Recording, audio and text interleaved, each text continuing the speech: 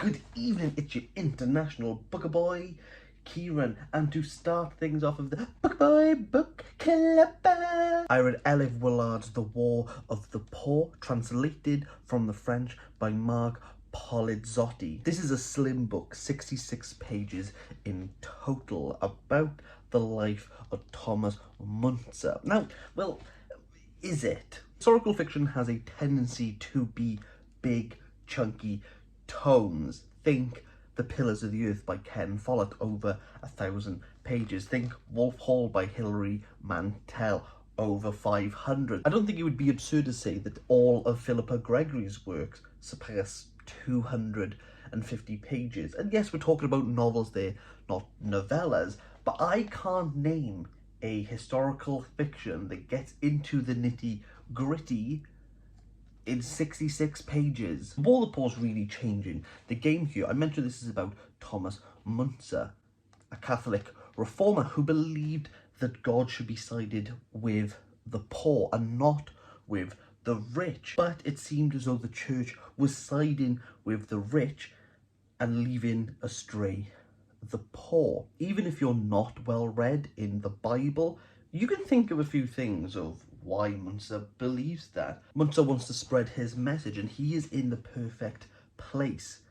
The Gutenberg press has been established. This technology is absolutely revolutionary. What it would take for one monk, through dedication, hard work, labor, the overall craft he has to put in to create one copy of something, in the same time the press can produce 180 copies. This is how Munzer gets his message out to the poor people who inevitably rise up and revolt against the rich. Now, theses are not big tomes, they're not chunky, they're meant for the common person, they're meant to be quick, they're meant to get their message across.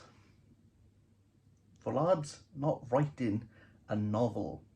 He's paying homage to the theses, to the pamphlet, a message to the common people to say this is not how things should be, and we can make a change of that. Now, this is about Munzer, but what Willard does is also explains how history repeats itself. This isn't the first time that someone's tried to reform something, to make things new, to make things better for the common people.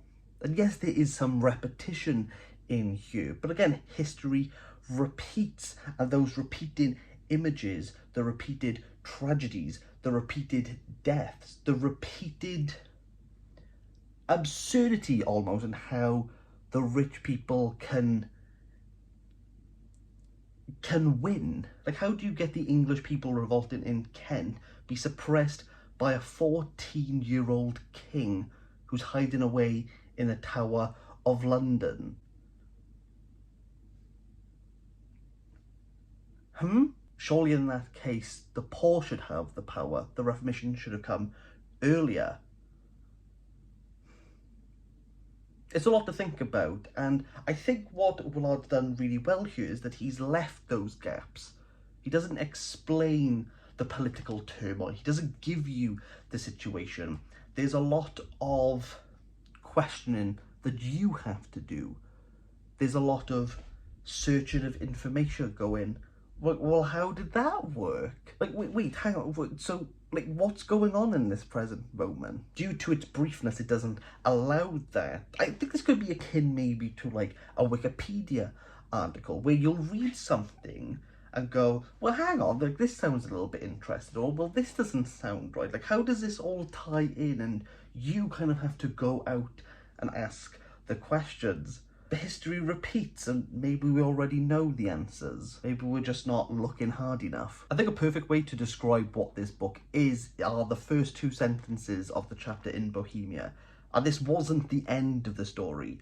It's never the end. For me, this works, and I can see some people being frustrated that there's not enough detail, and that this book doesn't allow for detail to get into like the nitty-gritty of like what was going on. But I like the rejection of that. I like the rejection of like, this is what you need to know happened. Like, this is like the message you need to get across. And let's talk about the writing.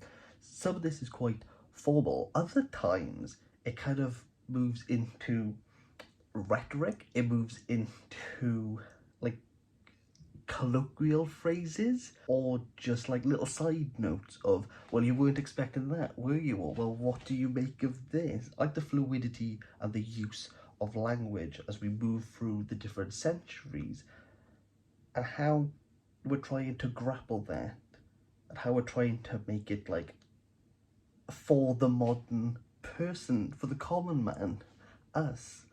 We're not trying to stay within a certain century. We're not trying to stay within a style or a type of writing. We're writing it for now. And I like this. I don't think it's for everyone, but I like it. For me, a 6 out of 10. And tune in next time where we will be reading Wretchedness. I look forward to seeing you then. Bye!